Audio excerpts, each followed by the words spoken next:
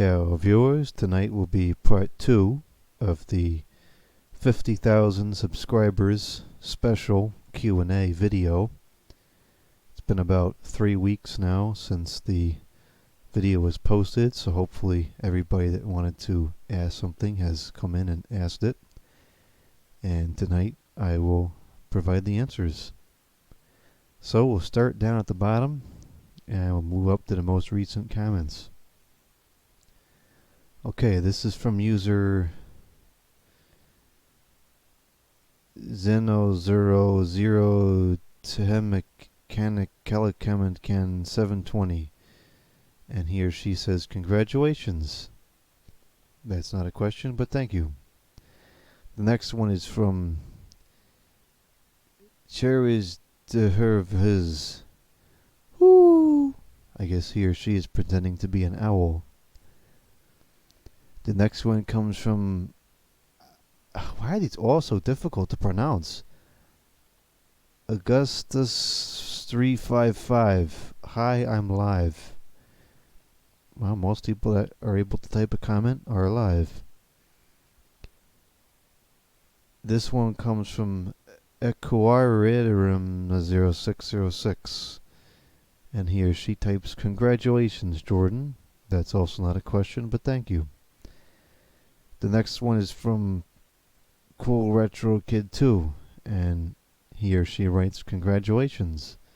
That's not a question, but thank you. The next one is from Alco 16 minus 251. "Congratulations on 50 subscribers. I have a question. What's your favorite high velocity fan out of all of them that were made?" Well, I've never really been one to play the favorites game, but I definitely tend to navigate to the patent models. I have many distinct memories from years ago of seeing the patent fans. They were very common in this area. The blue bladed models, the 1887 and the U220. I have many vivid memories of both of those fans out in public, and I always remember wanting one. So I guess if I had to pick a favorites, it would be those patent ones. Next we have the Super Fan Man, and he says, "Congrats on the amazing milestone. Been watching your videos for about 6-7 years. So he has watched them for -1 years. My question for the what are some ways you manage a consistent upload schedule? Publishing 2 videos every day is impressive." Well, the letter chimed in here and said, by not editing anything, I guess. See, I'm not going to edit that out. He does all this stuff after work anyway. Doesn't take too much time to hit record. Ha ha ha. Then you can do other things while you wait for it to upload. He's pretty much correct. For the most part, I have always just recorded something that I would already be doing. There have been a good number of videos that I've made as the channel started to become more popular that I made for the sake of making a video, but a lot of the real time-consuming ones is just filming a project that I would already do. And I don't do a lot of editing because I prefer the style of a raw video, so most of the stuff is record and upload. I do very much treat this like a job, and I do allocate time for the days that I am so-called working with it to spend a couple hours filming or editing, whatever I need to do that day. There's days I will take off, if you will, and not look at filming, not look at the editor, not look at comments, because it can get old. You know, I really enjoy using the camera, and the actual videos themselves, recording them stays pretty fresh because a lot of times it's something different. What gets old is sitting on the computer and having to process a video and upload it and type in all the information, that because that part I don't particularly enjoy that part that much. What I really enjoy is using the camera and taking pictures and taking videos and working with the equipment. So it is tough, and ever since I moved out, it's a lot harder to maintain because now I have other things I need to be doing. But I've still kind of maintained that mentality of if I'm doing something, just turn the camera on. Like when I make a food video, for instance, I don't make the food just for the sake of making food. I make the food because I'm hungry and I need a meal. So why not turn the camera on? Doesn't really take up much extra time. Next we have for Miss Kilielius 97. I'm probably not pronouncing any of these things correctly. 9710. And here she says, congratulations, it's like jellyfish, on your 50 subs. Very proud of you, bro. I enjoyed the video. That's not a question, but thank you. Next one is Medrolaviters 4619. Congrats on another milestone, Jordan, with an ice cream cone. That's not a question, but thank you. Next we have Walter Knox. Congratulations, I just hit 1,000 a couple months back. I remember when I first started my channel back in 2012, I was excited to get 2 or 3 views, and a comment was just the best thing in the world. I think it took until around 2018 or so to get even 100 subscribers, and then sometime around 2019 to now, I started gaining subscribers pretty quickly for some reason. I now have 1,121. I doubt I'll ever make it as far as you have, because you upload multiple videos every day, and you actually make good content. But I never expected to make it as far as I have, and it just feels good to be part of something, and have at least a few people who actually care to hear what I have to say. Well, there's no question there, but I will respond to it. I can relate to that in a lot of ways. I remember when I first started putting up videos, I opened a channel, actually right around the channel's anniversary. I think I opened it on October 16. I think, well, we can check. Let's check.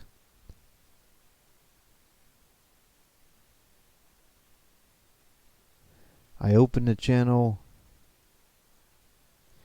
in oh yeah, that's right, October 16. So the channel birthday just passed a couple days ago. 9 years. 9 years it's been.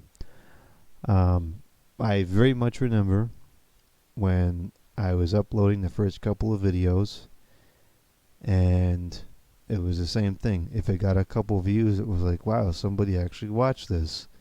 And then if a comment come in from somebody, it was like, hey, there's a new person I can meet. And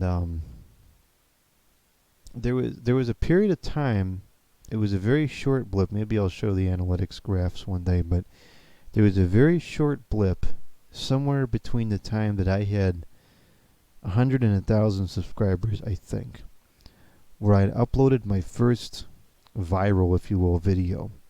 And it was that fairly lengthy video I did of trolling that computer scammer that had called me. And that video got, I don't know how many, I mean tens of thousands of views, and it was quick. It was real quick. And the comments were coming in like all over the place. It was wild. For some reason, that one video, just for a very short period of time, went crazy. And then it was almost kind of discouraging after that, because it calmed down and I didn't have anything crazy going on for a while. It took several years, like he mentioned here, before anything really started to happen. And then I remember I hit 100 subscribers. That was kind of a big deal. Then I hit 1,000, and when I hit 1,000, I could do the monetizing. Or actually, back then it might have been only 100. I don't remember. He definitely increased the requirements, which is unfortunate. But I didn't monetize right away. I didn't monetize until a couple years later. And I remember when I first did it, it was like I might get like $15 or $20 over the course of the month. And then, because they didn't send you a check until you hit $100 or more. And so then it was like, when I got that check, it was like $103 or something after a couple months of videos, and it was like, wow, I got a check this month. It was pretty cool. And then they reached the point where it started to come in every week, and then once it hit that point, I remember the growth just kind of took off, and then before you know it, it was a 4-digit check every month, and it just kept going and going. So it does take time. It definitely takes time for it to grow, and you never know what it's going to turn up into. I never imagined that it would turn into something like this. Never would have imagined it. I thought maybe a couple thousand, and that would be it. But now to have something like this is just crazy. Never would have thought about it. DJ Bruce Banner 9882, also known as I Like It, has changed the comment for this one single video and typed congratulations. This user has typed I like it on I don't know how many thousands of videos. I want to say maybe even as many as half of the videos on this channel. It's strange. I mean, it's nice to know that somebody likes the video, but it's strange and it keeps going. I think it's one of the longest running trends we've had on this channel. Next we have Tolaknir. He or she writes, Jordan, your channel has been a real joy to watch from your extensive variety of content. I can't honestly say I liked landline phones and AC units, for example, as much when I first subscribed, but seeing them pop up in my home feed has been a refreshing blast from other content I'd usually see. I think the first video I watched and thus subscribed after was mostly your ceiling fan content, then some portable fans. Thank you for being authentic and willing to help out as many people as possible. Congrats, you deserve it, and good on you. With another ice cream cone. Well, there's no question, but thank you. I need to take a break to drink some water here. The heat is on, and the air in the house is getting dry. This one is from Charlie Sheehan 4577. Here's my question. I have a relative that has a Panasonic cordless phone set purchased sometime in 2013-14, although I do not know the exact model at this time. It has developed a strange echo issue in the past several months. When on a call, the distant party hears their voice echo back faintly. From the cordless phone's perspective, this issue is not apparent. I ruled out an issue with the VoIP phone line, as this issue is not apparent with a different corded phone. Do you have any thoughts regarding this? My thoughts is that Panasonic declined in quality drastically in the 2010s. The last decent phones that they made were the real early 2010s, and then they just took a dive. And I think the stuff that they make today is pretty much junk. I've used a handful of the newer Panasonic models, and I just haven't had good results. Unfortunately, Panasonic is not what they used to be. Kujipawolf 2436 says, amazing milestone for Jordan Yu. Yes, it is. Kafuegos 9583 says, congrats. No question there, but thank you. Braven Reemer says, congratulations. Well, there's no question there, but thank you. Mr. Butch says, great job, Jordan. Have you ever had a fascination with space heaters? I mean, I take an interest in them to some degree, but I would not say a fascination. Grand Grand the Frado 1233 says, "Congrats, dude." There's no question there, but thank you. Rod Arvin Electric says, "Great job on reaching the 50." I think that's how other parts of the world notate 1,000. 50,000 subscribers, Jordan. I am really glad and happy that I subscribed to you. Your channel contained all of my interests, especially telephones, which also you inspired me to create contents of them too. I really thank you for everything that you've done, and keep up the amazing work." There's no question there, but thank you for the kind words. Beside Sheddle Lickenarol 9599 writes, "Congratulations, Jordan. It's been awesome watching your videos and can't wait for more. This is quite the milestone." Well, there's no question there, but thank you. Fansmathizantiques 7443 types, "I've been watching your channel since I was in 2nd grade. You've made awesome videos ever since you started your channel." Well, there's no question there, but thank you. Oh, there is a question. My mistake, there's a question. The question is, what was the very first ceiling fan you got, and when did you get it? Well, the first ceiling fan I remember existing in my bedroom was one of those multicolor 30-inch hugger fans. I believe they were called a Litex Vortex fan, or the Mainstays, whatever. It's just cheap stuff that come from Walmart. I remember that was my first ceiling fan that I had in the bedroom. The first ceiling fan I remember buying myself was an Emerson heat fan. I got it at a tag sale that I went to with my grandparents. Well, in fact, that was the first ceiling fan I actually bought and got in my possession first. I think like a week or two before I bought that Emerson fan at that tag sale, we had just moved into the new house at the time, which was the old location, and my grandparents were going to buy me a ceiling fan to put in the room that became the studio. And so we had found a listing on eRipoff, which even back then it got screwed up.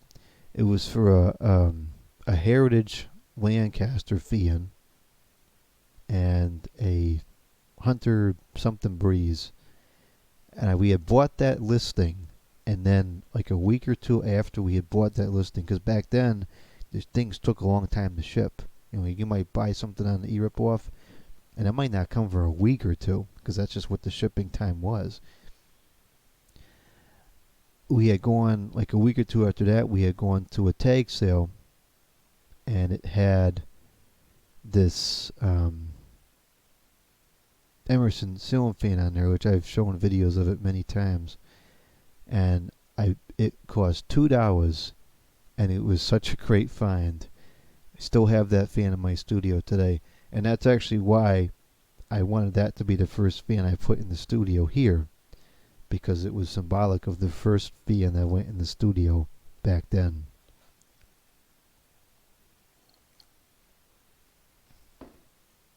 Okay. Blows774 says, "Congrats with the ice cream cone." Well, there's no question there, but thank you.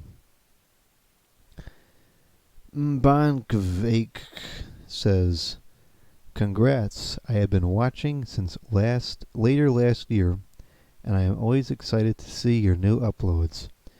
You're a channel that I always go to if I need some info about a fan or something else I have. A couple questions. Will more computer videos come? Can we see heater first startups for the season? And finally, what is your opinion on Kfuls? Thanks for making me laugh on the funny videos and just educating me too." Computer videos. It's funny because I get a lot of people asking me for computer videos, and then I make one and nobody watches it. Although, interestingly enough, the last time I worked on a computer in a house here was the change out of the living room setup, and that video was so bland and so long. I'm sitting there filming and I'm thinking that no one's going to watch this thing. And I uploaded it and it went crazy.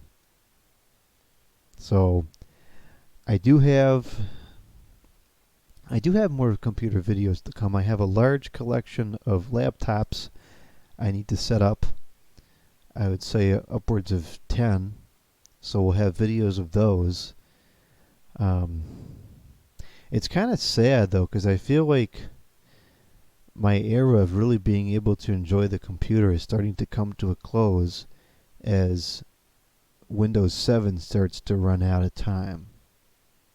And I say run out of time where things natively work. Like right now, I can go on to Windows 7, I can launch Spotify, and it's the same way it used to be. I can launch Discord, I can... Excuse me, hold on a second. I can launch the email, I can launch all the stuff that I used to use back in the day, and it still works, and it's enjoyable. And sadly, there's a time coming where I won't be able to do that. And it's going to stink. So, what I really should do is I should try to get all these laptops, I should bump that up in priority. Try to get all these laptops set up so I can still use them and enjoy them with the time that we have left. Which, I mean, considering the fact that we can still access a lot of stuff pretty successfully on Windows XP through the MyPal browser, and that's over 2 decades old now, chances are, since Windows 7 has such a following still like XP did, I imagine we're going to see that similar items get developed for Windows 7. And although it won't be quite the same, it'll still let us run the machine and do online tasks. So yes, there will be more computer videos to come. Can we see heater first startups for the season? I did record a startup of the pellet stove because I did some of the service on video, so that was shown. I did show the service of the garage heater on video, and I did start it up afterwards, so that was already shown. The oil heat I don't use until I absolutely have to. We probably have a couple of months, well, at least a month to go before I even think about turning that on. But there's not much of a startup there because we have domestic hot water here, so the boiler is always running anyways. So, yes, I can show it, and I pretty much already did. My opinion on CFLs. Well, I think CFLs can deliver very mixed results. You can have a good quality CFL, like the G2D series or the Philips Circle-Line Marathons, or older units like that, which are fantastic. They're a great combination of reliability, longevity, and efficiency and light output quality that there's really no compromise if you're using them versus an incandescent bulb, which is something that I wish we could achieve with LED bulbs, but nobody seems to want to make one that's good enough quality. And then of course there were the CFL disasters from the 2000s to 2010s where they made those really cheap ones that would not last long and would like practically explode when they hit EOL. Those I don't think very highly of, but generally speaking I think pretty highly of the CFL concept, especially again the older ones that you can change the tube and get 4 or 5 tubes lifespan of a tube out of the ballast. Quality CFLs, very fond of, and I run quite a few throughout the house. Kevin Zurak types, congratulations on this impressive milestone. I've really enjoyed watching your channel almost daily for the past 5 years, and I cannot thank you enough for all I've learned over that period of time that I otherwise would never have had the opportunity. The reason you have tens of millions of views and tens of thousands of subscribers is thanks to the hard work you put into your videos, and this level of effort shows in the quality of your production and content. It was also, of course, awesome to finally have the privilege of getting to meet you in person. You're a true gentleman. It was a pleasure meeting you as well at the air conditioner meet this summer. And I hope to see you again at future meets. Storm Spotter says, congrats, bro. God bless you. There's no question there, but thank you. Joanne Dombro 4245 says, congratulations with the ice cream cones. There's no question there, but thank you. Vahu Ilzernik says, congratulations. There's no question there, but thank you.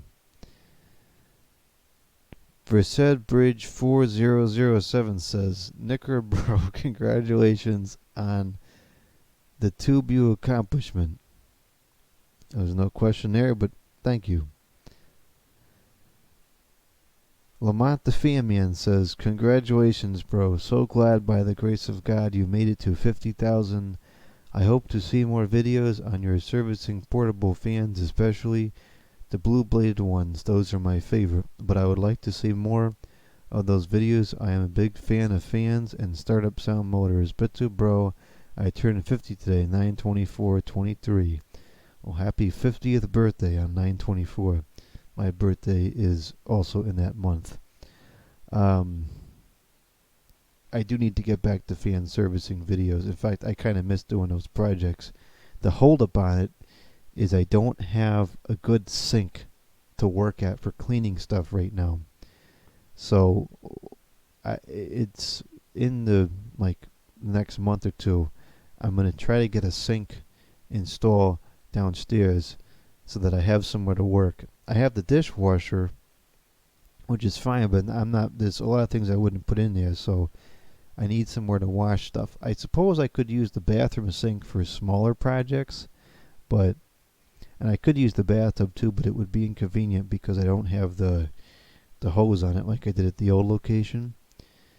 So I don't want to clean stuff in the kitchen because that's where food is, and that's kind of gross to me. So I need to get a sink put in. But yes, there will be many more fan servicing videos to come, as well as ceiling fan servicing videos. I'm doing a lot of bearing change outs because now I actually have somewhere to use all these fans, and there's a lot of models that I would like to use that I have, but the bearings is bad. User 10788 says, here is a question for you. Have you ever serviced a water pump before? Because my Grammy has an old one that need repaired and I want to have a crack at it. I have not. I always intended to try to repair that old Wayne lawn pump that I did a video of, a really blurry, shaky video that for some reason has got tons and tons of views. I always intended to try to fix that, but the use case for that just never rose, so I never got around to it, and now I probably never will. Timin56 writes, so many different spellings of congratulations in here. Congratulations on the milestone, Jordan. I hope the growth from here explodes. Boom! More, and you'll hit 100,000 soon enough. Me too. Denatric says, that is awesome. Congratulations. There's no question there, but thank you. Steve the Fan Man 8955 types, congratulations on your 9 years on YouTube. I've been watching your material since 2015 and I'm still enjoying it. I've learned a lot from this community about my interest in fans, appliances, ACT. My channel will turn 3 years old December 9, and I hope produce more material and continue to entertain others just as you have me. Keep it up, bro. I enjoy his channel as well. He's produced a bunch of long form videos similar to what I typically record. And I remember watching the video of him cleaning up the kitchen, because I first saw it and I said, who the heck would watch that? And I sat there and I watched the whole thing, and I was entertained by it as well.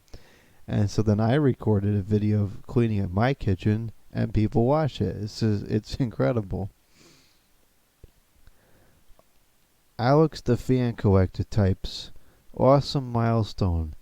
Maybe a fan parade would be a great celebration, just like the Super Fan Man. Well, I'm not sure what that is, but I will look into it. Or I'll forget. One of those two.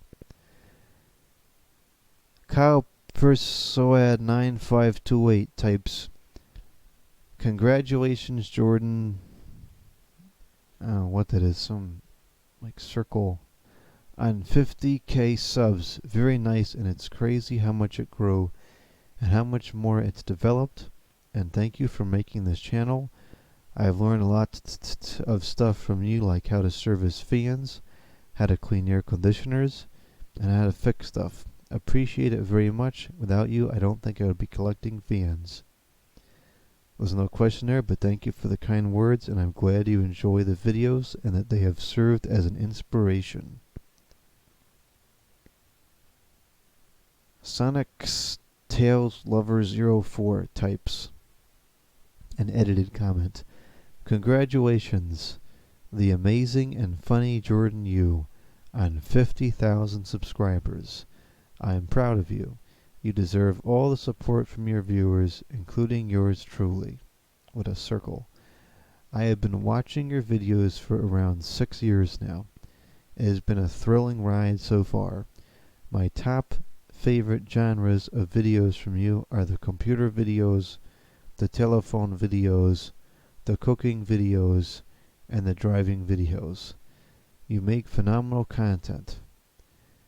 As with coming up with a question for your video, I do have a question that I want to ask you. My question to you is, how do you balance your online life here on YouTube and your in-person life? I would love to know how you pull it off. Well, that was pretty much already answered before in the other question, because it was pretty much the same question with different wording. Aaron Dunn 1489 types, awesome video, the Jordan. Congrats on reaching the 50,000 the subs. Well, there's no other question there, but the thank you to Aaron. Had O Sour 26015 types, that's amazing. I was first known into this channel because of my younger brother. Good to know. Matthew Trans 04 types, great job, man. That's a huge milestone ahead. Isn't it behind? I've enjoyed mainly your fan videos for a long time.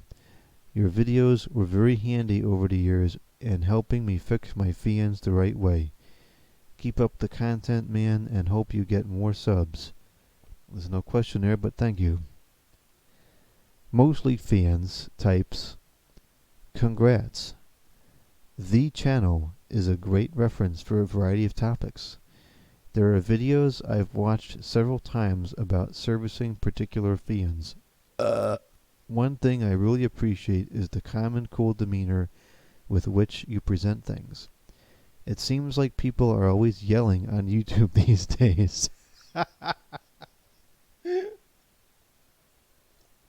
That is funny, because I saw this comment come in a couple weeks ago, and right after I had read it, like the day after I had read this comment, I opened the YouTube, and on the home page there was a video.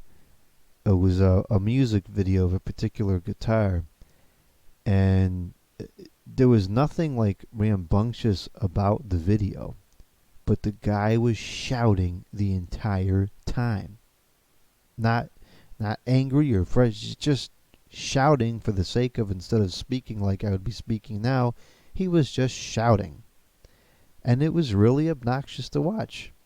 Not only was everything shouted, but everything was cut. Like after every single sentence, it was cut, and then the half a second pause that's naturally supposed to come after the end of a sentence so that the language is easier to understand was cut out, and it was like one shouted sentence immediately after another, and it was awful. I couldn't even finish watching the video.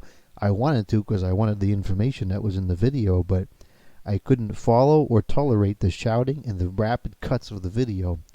And that format seems to be very, very popular now on larger channels, which I very seldom watch, but the ones I've seen, that seems to be a very common editing style, and I hate it.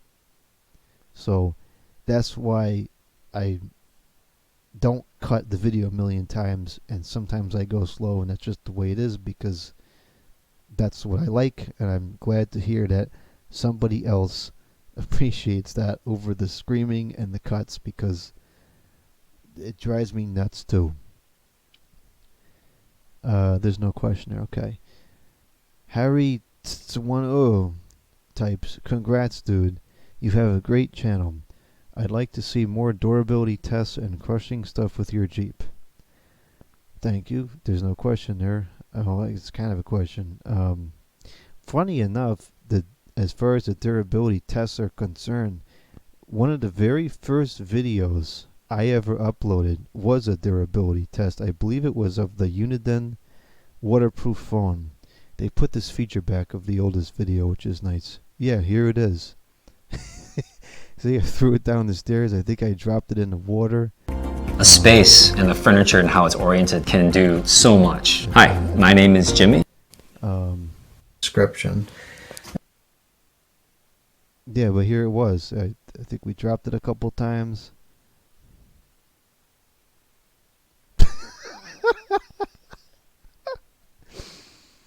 That's great. Did this get a lot of views? Yeah, actually it did get a lot of views. Yeah, I mean, we could do more videos like that. Okay, moving on to the next one, we have VMN1184. I first started watching this channel about 3 years ago when I was in 7th grade. I thought it was so amazing to find someone else who was very interested in things like fiends, lighting, and Christmas lights. I also have the same sense of humor that you do, so I very much enjoy all of the comedy videos. It has helped me meet others who are interested in the same things that I am. Your channel has been a major inspiration for starting my own channel. Thank you for all the hard work you have put into this channel over the years. Some questions I have for you. 1. When did you first start repairing vintage fans / making Christmas light displays? 2. How did people like your friends and family react to you starting a fan collection? 3. Do you have any advice for someone like me trying to develop and grow a quality channel? Okay, so we have multiple questions here. Just so I can answer this better, let me take a quick look at this channel here. Okay, I know what channel this is now.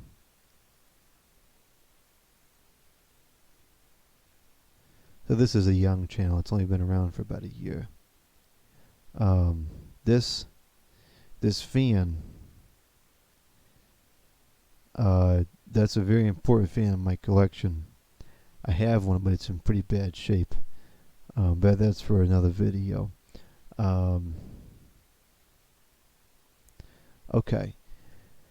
When did you first start repairing vintage fans, making Christmas light displays? I would say things really started to take off in like the early 2010s.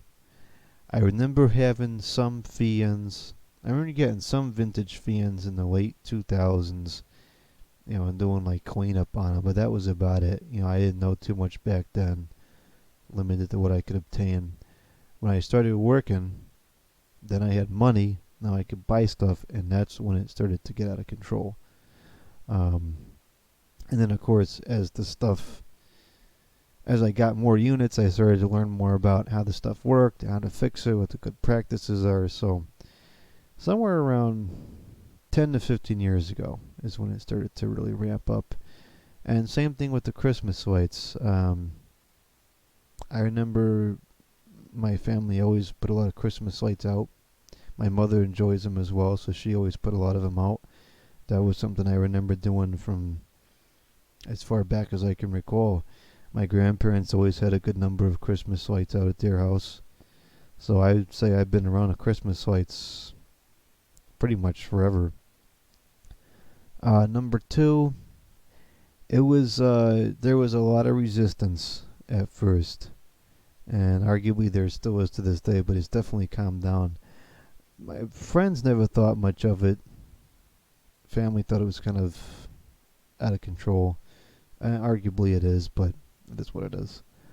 I would say don't let people's reaction to it stop you from doing it, because most people won't get it, and that's just the way it is. Number three, just keep recording and record everything, because you never know what's gonna work. I think the best thing you could do in trying to develop a good channel and keep an audience is you have to find something that's unique and doesn't already exist, which is very difficult to do, right?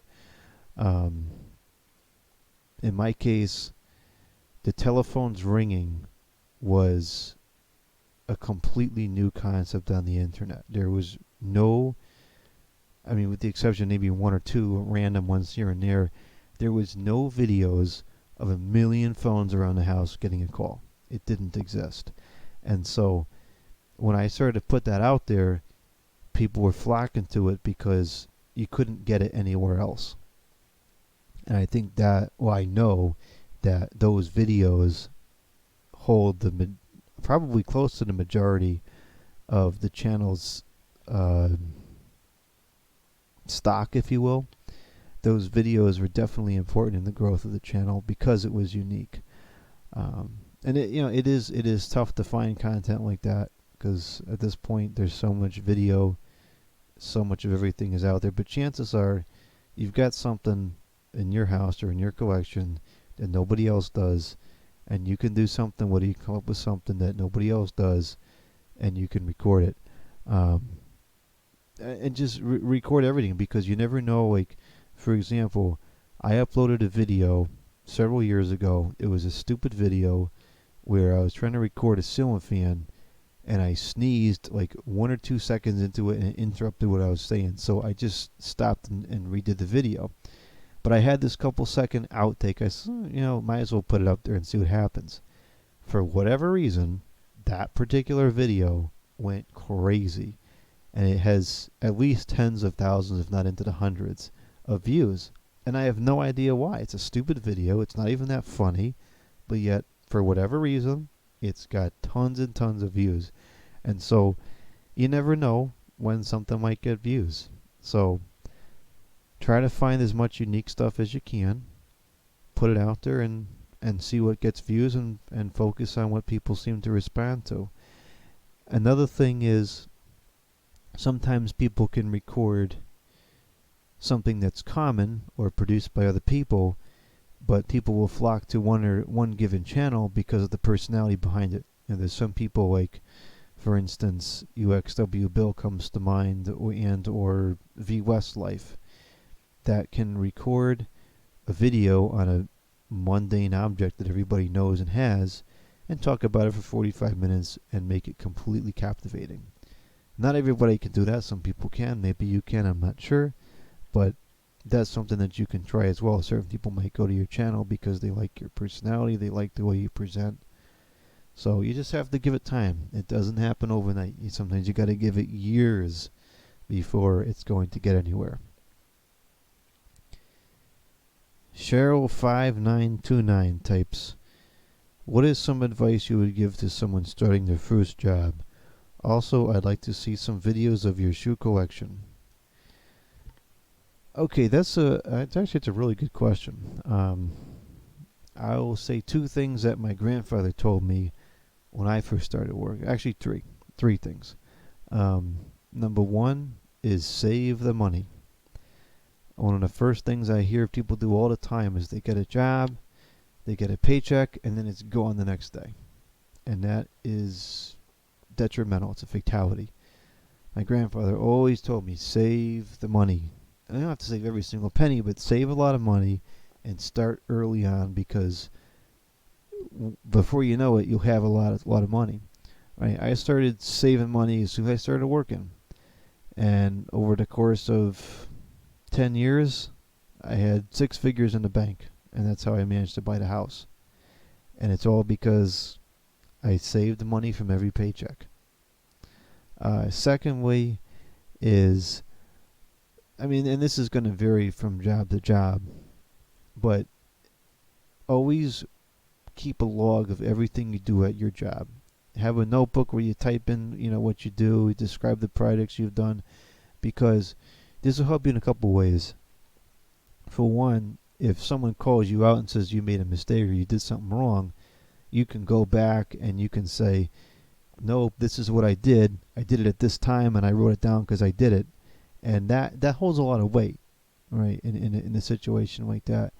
You can also use that when you want to get a raise. You can take that book to your supervisor, whoever you report to, and say, these are all the things I've done. And you can list all this stuff. And when you can materialize that kind of stuff, it tends to weigh heavier than just saying, I did a lot of work this year, right? The third thing I would say is always develop good relationships between different areas. And this too varies per job, but try to develop good relationships with people in different areas, different departments of where you work.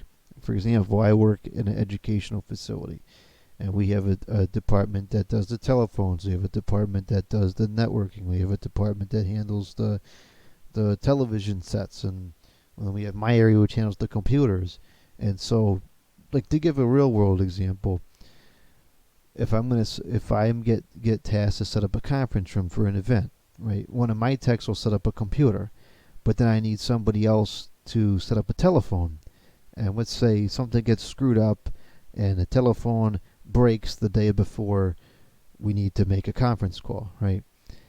If I have a good relationship with the telecom department, I can call somebody over there that I know and say, I need a favor, I need it now.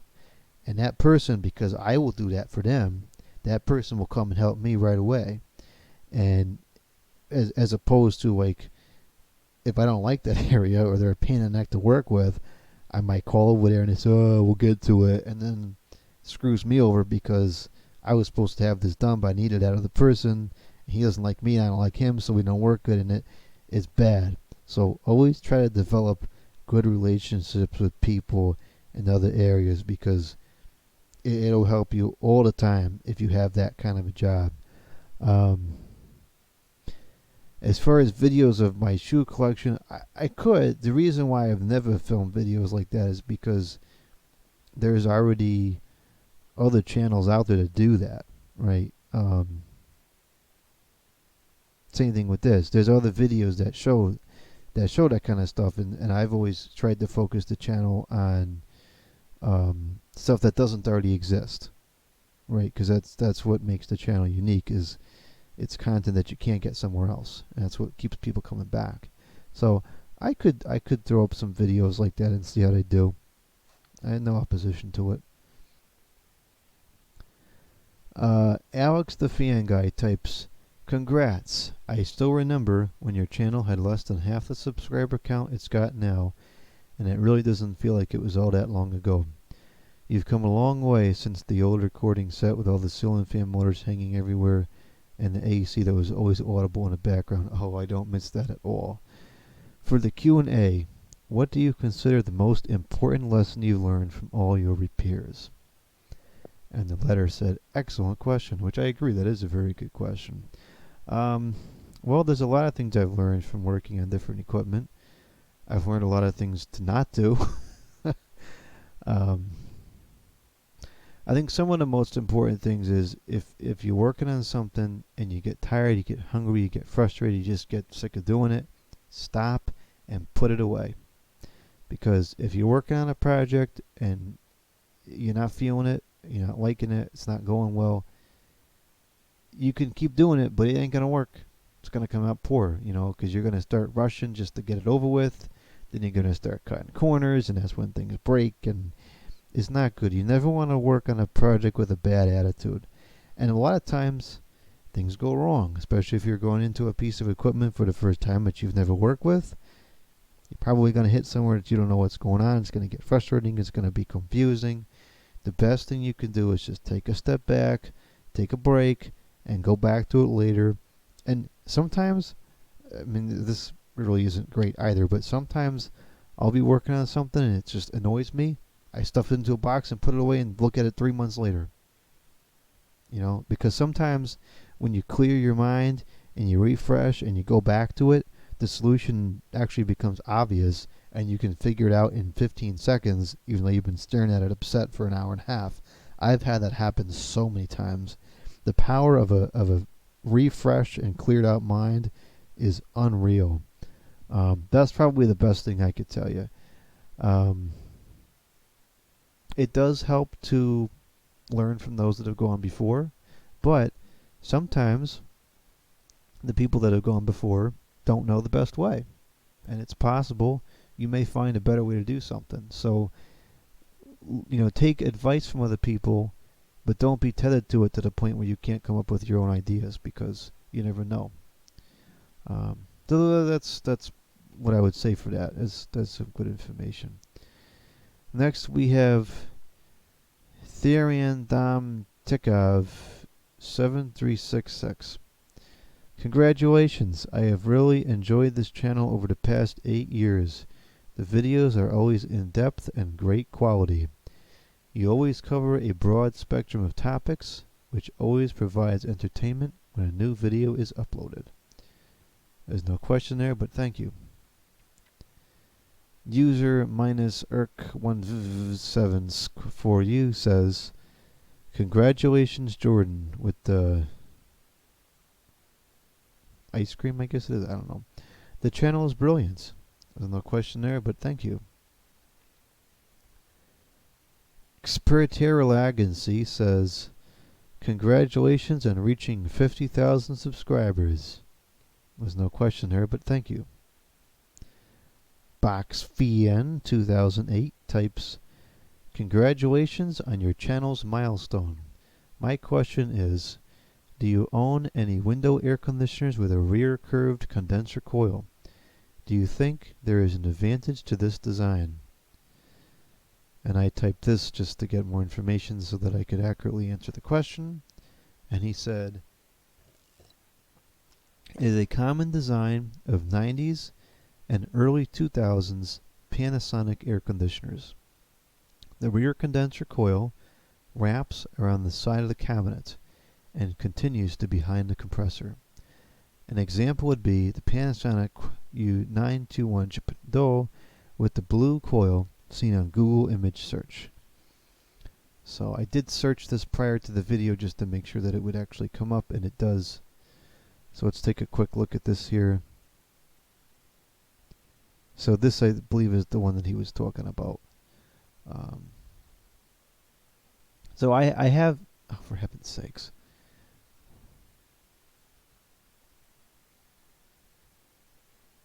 So I have, what did I do wrong there to get it to like that? Regardless, I have seen these before. And what was the question?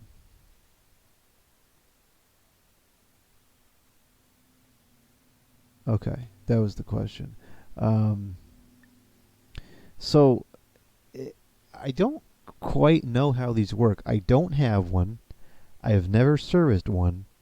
So I don't know exactly how the air moves through the machine.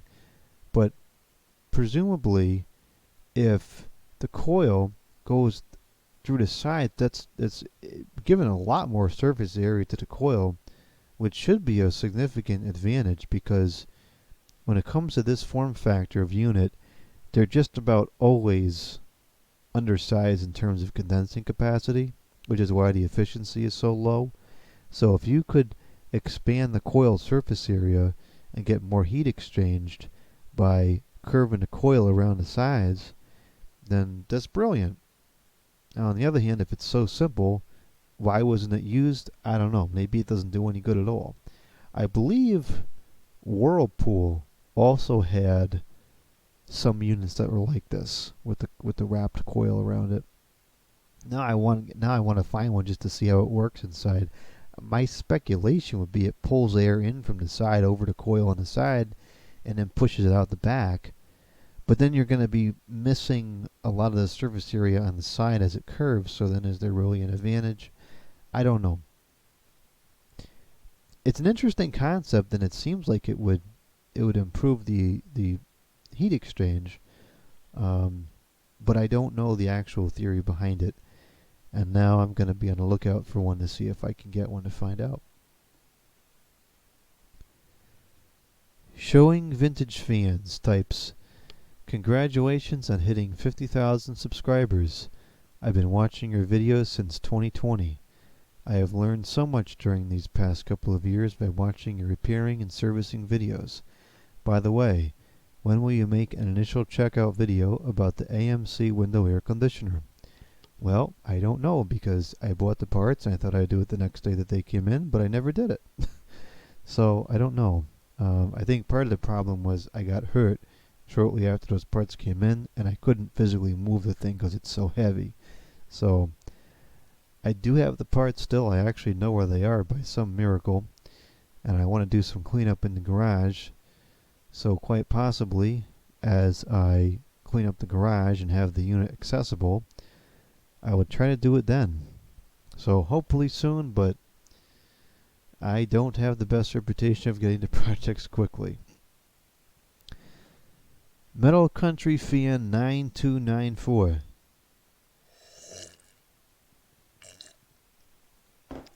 Great job on the milestone. Questions. 1. Favorite era of desk fan brands? That's a statement. 2. Favorite brands of tools? That's a statement. Video topics, more vintage fan services. Favorite era of desk fans? I would have to go, again, I don't really pick the favorites video because there's video. I don't really play the favorites game much because there's a lot of advantages and disadvantages to the different eras, but I would have to say the era of the translucent blade Lasko Galaxies. Those are just absolutely iconic and timeless. I have them all over the house and they never get old. As far as tools go, like for hand tools, I like Klein tools. They're all made in America, pretty good quality. For like power tools, at least battery operated ones, I tend to like Ryobi, and it's definitely going to be a debated statement, but I've had good luck with their stuff. I have quite a few of the OnePlus series tools, and while I don't beat on them every single day, I use them a ton more than the average homeowner would, and I've never had one break on me. So I think they're pretty good, and I will do more of that. Like I said before, the sink is a holdup. Okay, Amdarad Dion Urgabai says, congratulations, Jordan. My question is, what kind of music do you likes in the -20? I have done videos of the kind of music I like. I think I've done at least one video talking about it. From that era, it definitely would be classic rock mostly. That's kind of a little bit early for the punk scene, but there would have been some in there too. But I would go look at the other video for that because that would go more in depth on that one. Then is Sanilatary 4911. What kind of bikes do you have? I have a few. I have some BMX. I have some mountain bikes. That's probably better answered in a video so I could actually show it. Would make more sense, I think. Tori the Fan Man. First off, congratulations on 50K subscribers. I've always enjoyed your video content, especially the fans and air conditioner stuff. And lately, I'd enjoyed the house update videos too. Just out of curiosity, what other YouTube channels do you watch on here? Um, so I have actually been watching your channel for probably even longer than I've had mine. I've enjoyed many of your videos. I enjoyed watching your house updates when you had rented that. I think it was like a two-family house for a while. I enjoyed those series and seeing what you did with that house. Um, as far as the channels I watch, I have done a video in the past that talks about the channels I've watched before, like when I first started on YouTube. So that video might be of interest to you and answer some of that. I watch Post 10 a lot. I enjoy his videos in the evening. I watch a lot of videos by people that do different trades, some air conditioning, some lawn equipment. I don't get too much into plumbing and so forth, but I watch a lot of channels like that. I used to watch a lot of like the ceiling fan sightings videos and the channels that did that kind of material. Like back in the day, though, I really don't watch that stuff much anymore because a lot of those style videos seem to have declined in quality, and now the majority of it is just blurry Verticam phone videos of garbage fans, because at least around here it's all that exists anymore. It's very rare to see a vintage fan in public. If we take a look here, this is some of the stuff that I watch. I do watch Jay's channel quite a bit. I enjoy his old war story videos. I watch Lamont's videos from time to time. I do watch a lot of V. Westwife. I watch a lot of Russ's videos. I watch some dumpster diving videos. This is another good channel, a lot of information on there. Although these channels, Steve works in a lot of old stuff still, but a lot of these channels are starting to get rid of all the old stuff, so my interest in some of these channels is starting to diminish. There you are, Tori. There's some of the other people that we've seen here. I like this guy. He's really entertaining. I enjoy him. This has got a lot of old TV programs on there. Yeah, so this is some of the stuff I watch. Is some music videos. This guy, he makes a lot of good music videos. This is the bass player that played with like Phil Collins and stuff back in the day. Aussie 50 was something I used to watch all the time. He was actually one of the main inspirations for the channel. So yeah, that's the kind of stuff. We probably watch a lot of similar channels.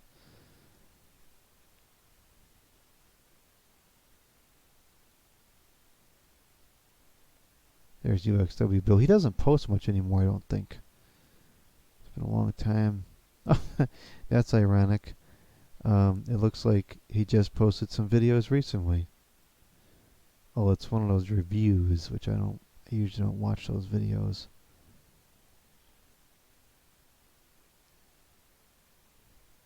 I'll have to go back and watch these recent videos. Okay, this is a long one here. From the Swiss Spade. I had no idea. I was not paying any attention to this subscribers number.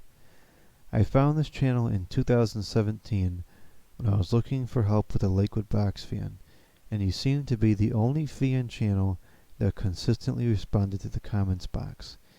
Then I went to see what other kind of material you uploaded and saw primarily videos of telephones, and I was thinking what an interesting hobby that was. Watching some of those, it sparked my interest in phones. Then I sent you an email to show you one at my grandparents' house, and the rest is history. You had 10,000 or so subscribers back then, I think. This has quickly come to be my favorite channel. Even though there's such a variety on here, the majority of the videos interest me. It's kind of astonishing we share passion for so many of the same things. And most of the lessons taught here are on point. This channel got me through some rough times. And yeah, I probably would have found something else to watch, but I came here first. It's been a pleasure through and through. Thanks for everything. Now that you can't get interrupted anymore in the new location, except by the telephone, I suppose, and you have fiber, would you reconsider live streaming occasionally? I always thought it would be really cool to watch a live repair or service. You'd probably still need an HDMI capture card eventually, but I'm sure one of your newer laptops has a good enough Webra for now, or the iPad can do it, if I don't throw out the window from sheer frustration before then. Then you wouldn't have to upload the video afterwards either. Are you ever overwhelmed by the size of your collection? Do you think you won't get to all of it in your lifetime, or perhaps would you rather have lived a more minimalist life with the essentials? Heaven forbid, if a natural disaster were to wipe away everything you have, would you start a new collection from scratch?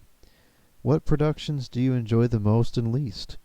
What do you hate and like most about it, besides the morons in the comments and sharing your interest, respectively?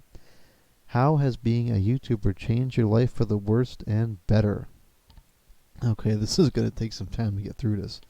I remember when you first found the channel, and I remember watching that video that you had posted of the Lakewood Box Fan, and I remember being impressed by how good the recording and production quality was, because by that time a lot of the fan channels had started to decline in quality, and so it was definitely a standout.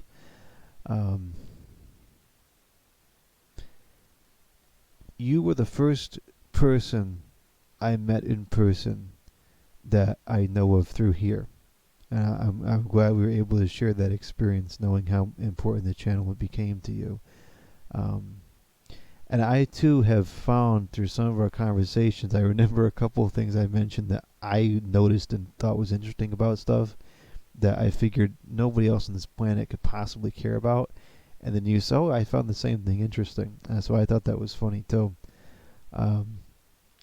As far as, oh, hold on. I'm glad the channel got you through times. I can totally relate to that, because I remember I used to watch, back when the videos were still being uploaded, I used to watch from Australia. I watched Brad and Aussie 50, which are two of the first channels I ever watched. And I remember I would watch those channels almost every single day, because that was almost how often that they uploaded. And there was times I would come home and have a crummy day at whatever I was doing, and I knew I would have that video there to watch. And so I completely get that, and I'm so glad I was able to do that for somebody else after having used that myself for so many years from other channels. Let's see here. Live streaming. There is no longer a technical reason as to why I couldn't do it. I do have adequate internet connection here, and it would be quiet and non-interrupted. I just don't find it appealing. That's not to say I would never do it.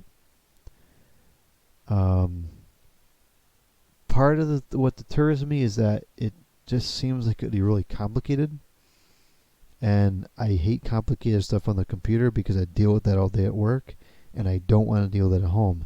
Like I said before, I like operating the camera. I don't so much like having to deal with stuff on the computer. So I wouldn't rule it out, but it's probably not likely soon. Once things kind of start calming down, things have calmed down, but they still have a lot more calming down to do. You know, the studio is a disaster right now. Once I get the studio cleaned up and I have the time to play with it, I don't even have networking in the studio, like where the computer is just yet. So there's a couple more things I'd have to set up. Maybe I'll do a live stream. Not my kind of thing. I don't even watch live streams. Not my thing, but maybe I'll do one someday. Am I ever overwhelmed by the size of the collection? Not really. I mean, if it ever became a problem, I'd just throw it out. Do you think you won't get to all of it in your lifetime? I don't know. There's certain things that I started hoarding when they were going out of stock, like the light bulbs, for instance. No exaggeration, I have thousands of incandescent light bulbs, and it's so neurotic, I have them stored at 3 different locations. Will I ever go through every single one of those light bulbs?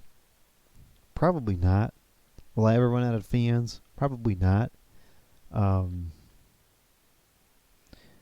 Would I rather have lived more minimalist life? That's a really interesting question because I very much appreciate and respect minimalism and simplicity. I personally am a very simple person. Most days I come home, I sit on my couch, I listen to music, I eat dinner, and then I go to sleep. Or I'll sit in the summer. I can sit in the yard and just look at the trees and watch the cars go by for hours, and that fully entertains me. I am very, very simple. And so consequently, I do have total respect for minimalist living. And like when I go on vacation and I take one computer and one fan, I don't really miss the stuff that much. I really don't. Um, on the other hand, there is something incredibly nice about, like, for example, the other day I was helping my neighbor with his computer, and he wanted to use a screen with a computer I gave him, but the screen was a legacy connector, and the computer was new, and so I needed a weirdo adapter to make this work. And I went downstairs and I dug through boxes and boxes of computer junk, and sure enough, I found that adapter. And so there's times where it's convenient because if I need something, I just go get it. I can find it and go get it. Like, if I need a light bulb, I know I have tons of them downstairs. If I need some weird computer part, I probably have it. If I need some weird part for something else, I probably have it. If I need a weird capacitor or whatever, I probably have it. And so that is super convenient doing the kind of work that I do, hobbyist around the house or for somebody else. On the other hand, it's kind of a pain in the neck because you go downstairs and it's just stuff everywhere. It's a mess and it takes me forever to find stuff. I'm fixing it. It's getting much better. I've got half of maybe half. Let's say a third of the basement. I know what it is. Eventually we'll get to the point where I know what all of it is. But no, I don't regret it at all. It's in a lot of ways it's a waste, but I don't regret it. I'm glad I did it. Would I do it again? No, I would not do it again. If it disappeared, because it like I have to ask myself, what's the point? Like, it takes so much time and so much money to accumulate all this stuff. I've already done it once, and it kind of serves its purpose now because, like, the amount of material that I've archived on this channel, all the different phones and the different model, like, it amazes me when I go through there and look at all the different phones I've captured in a video. So somebody who knows how distant off into the future can come back here and say, what was telephones like in 2005? And I've got 50 models from 2005 they can look at. That to me is really cool. And I'm very proud of that creation of such an extensive archive of the last couple decades. But then on the other hand, like, you look at someone's life after they croaked, and it's like, what did they contribute to society? What did they offer? How did they make the world a better place? How did they help people? And does this do any of that? It entertains, but that's not something I have a lot of respect for. And that's a whole different conversation. But the videos do help people, though, because there's a lot of information here, and it saves people money, saves people time to fix stuff themselves, etc., etc.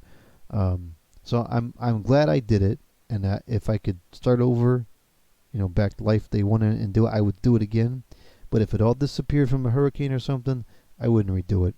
There's certain things I would want to get, certain pieces of equipment that I like just because it's a really good piece of equipment, or certain things I remember from years ago. There's some things I would get again, but not to the extent that I did it this time. Not even a quarter. What productions you enjoy the most and the least? The least, I hate phones ringing. I absolutely hate it because it's annoying to film. It's not educational. I just don't like it. I hate recording it. Don't like it. Ironically, it seems to be the most liked videos and gets the most views. Which ones do I enjoy the most? I like to show stuff that's rare. I like to show stuff that nobody else has, nobody else seems to find. I really like when I find some rare piece of equipment and I can get it on video and show all the functions and all that stuff. That's the kind of stuff I enjoy. I also enjoy cleaning service videos. I really like to take something that's just disgusting and filthy, and most people just throw it out, and clean and service it and turn it back into something that people would actually spend money on because it's good now. So that's what I enjoy. I like videos that document how things were. I like videos that allow me to show people how to do something, educate, inform. What I don't like is videos that just mindless entertainment. That's just not. I record them sometimes, but it's just not my forte. How has it changed my life? Significantly. I never fathomed the channel becoming this size. It has now reached the point where the channel pays the mortgage every month and then some, which is crazy. It also pays for all the stuff that is shown. Right, that's the only way I've been able to afford all this junk, is because when I make the video, it pays for itself, if you will. And so a lot of the money the channel makes goes back into the channel to recoup the cost of the stuff.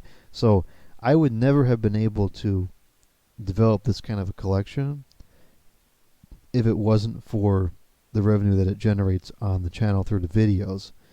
And I'm not sure I would have been able to buy a house at this age either without the extra income. For the worse, it's invasive. It's invasive to think that millions of people know what my house looks like. They know where I sleep. They know what I eat. I'm not a really public person. I don't like to be in the spotlight. And so not that I don't like it, but it's weird to me. I kind of gotten used to it over the time, but it's weird. And there's definitely times where, and this is probably the worst thing, there's definitely times where I want to work on a project. It's because it's something that I really personally take a really deep interest in, and I just want to work on it like by myself for the sake of doing it. And it's like, well, I really need to make a video because I paid a lot of money for this. I need to make the money back. And so I end up filming it, but it's like I wish I could just work on it by myself. That's the only drawback. Otherwise, it's overwhelmingly positive. It's a huge net gain to have the channel, to meet all the different people, and it's amazing how many collectors are like under the radar, if you will. I don't even think a quarter of the people that are interested in the stuff that we are actually show up on here, which is kind of weird. I always thought like everybody that takes an interest in this kind of stuff is on here, but I've realized that that's not true at all. Well, yeah, definitely it's a huge net positive in a lot of ways. Okay, the everything enthusiast types. I'm glad you were able to come this far. Recently you've been acquiring a number of the sodium streetlights, and I am curious as to your reason for collecting. Is it simply that you enjoy the type of lighting they provide and want to use them to light up your property, or is it the fixtures themselves that interest you? I have been collecting streetlights for quite a while now, and I do it because I love all the different designs of fixtures, and I care less about the light being produced or actually using them. It's because of this, and the amount of space they take up, that I try to focus on collecting the more obscure and rare makes or whatever I can get a good deal on. I would like to see more videos on the lighting that is installed in your city, or wherever you travel to, that has the older setups. A majority of the cool stuff is gone by now, but there are still thousands of wonderful fixtures tucked away and forgotten that deserve to be documented. My best advice for you is if you come across any street area light that looks weird or different, then it is probably worth at least photographing. Anyways, I wish you the best of luck with your channel. So, the street lights. I wish that I had gotten into HID lighting several years ago. like 5 years ago even, because I didn't realize this until recently, but the LED streetlight takeover, at least in my area, only happened within the last like 5 years, give or take a year. It was a very recent change. Um, I have an interest in the fixtures themselves because I like just about anything that has electricity in it. But most of my fascination with the fixtures is definitely the nostalgia of that orange light. I remember, I mean, when I was growing up, that's all there was. Everything was sodium. The mercury vapor fixtures are mostly gone by then, um, and the sodium was king. That's what there was. If you had outdoor lighting, it was sodium, and that was the end of it. When I started driving, I have vivid memories of coming home late at night, driving on the freeways, and the sodium lights just going by overhead, and it was a great time.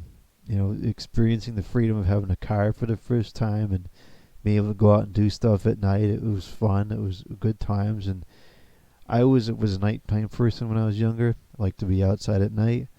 Another vivid memory I have of the sodium lights is my grandmother used to pick me up from school a couple days a week, and my grandfather would bring me home later on in the evening. And I remember when he was taking me home, the sodium lights would shine in the car, and you'd see the orange glow, and there was just something about it. That orange glow takes me right back to all those times, and I just have a complete fascination with it. It's a nostalgia factor, and when they started to disappear around here, that's kind of when I was like, wait a minute, I gotta collect these things, because otherwise, if I don't put them in my property, I just won't ever see them again. And so that's kind of why I started collecting them, and then of course, like everything else, it went out of control. So, yeah, I agree that we need to be documenting whatever's there. There are a handful of lights in various businesses that I've been trying to photograph over the last couple months. I've captured a lot of it on video, but it's just pictures of the fixtures or during the day, because a lot of them are abandoned or broken and just don't run anymore. But I am trying to take pictures of whatever's left. Sadly, I'm watching it disappear. There's weeks I'll go by and something's there. Next week I go by, it's gone. So we need to aggressively be taking these pictures and videos, because they are disappearing at an alarming rate. And what is still there needs to be enjoyed while it's still available, because it will not be there for much longer. One Chevy Guy 375 types, nice job on reaching 50,000 subscribers, Jordan. Thank you for taking the time to make and upload your videos even when things get stressful with your Apple computer problems. One question or video request I have is on your Magic Jack telephone setup in the basement. I see that you have a computer running the Magic Jack, but I didn't notice any computer screen to monitor any problems that arise on Windows or the internet connection. A detailed video on your whole setup and general maintenance to keep things up and running would be appreciated. Thanks for your enjoyable content. God bless. So the Magic Jack, years ago, when it was originally conceived, required the operation of a computer. It does not anymore. The Magic Jack is a standalone device that is just like a tiny phone modem. You plug in an Ethernet cord, which goes out to the internet, and you plug in a phone line, and it does its own thing. It's an independent device. The computer down there serves different purposes, has nothing to do with the Magic Jack. So the Magic Jack is that simple. It's just a little box. It plugs in the internet, plugs in the phone, it makes calls. Great product. I do have plans to make a video of my home network and everything on the rack once I get it close to finished. I'm getting close. I've been running a lot more wires recently.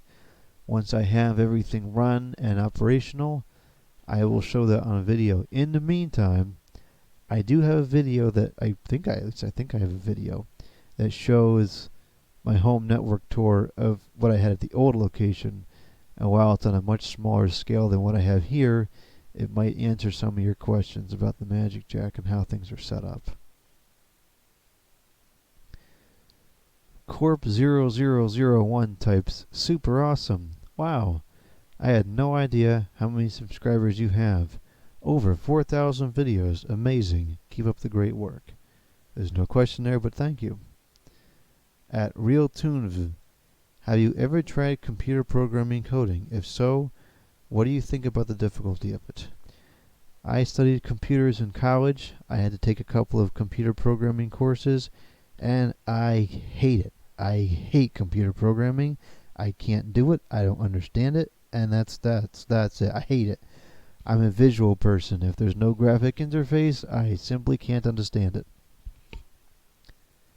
Nick's Crazy World. Congratulations on achieving this milestone. I have enjoyed watching your videos since the tail end of 2016. Man, that seems like it was just yesterday. At this time, I don't really have any questions, just an expression of gratitude for constantly putting out interesting content that's both enjoyable to watch but also usually teaches something too. Thank you, and here's to 50,000 more. Time goes by fast. It does feel like just yesterday was 2016. I remember recording some of the videos I published in 2016, and it doesn't feel like it's been that long. The older you get, the faster it goes. Daniel Snider says, congratulations. There's no question there, but thank you. DWall44 says, hi Jordan, I know I'm late, but congratulations on 50,000. I have a few questions I have for the Qua. 1. How old are you? 2. Why does your voice sound so different in your old videos? Well, that's personal to me, and voices sound different as you age. And that's the end of the questions. So, hopefully this video was interesting, and I'll see you in the next one.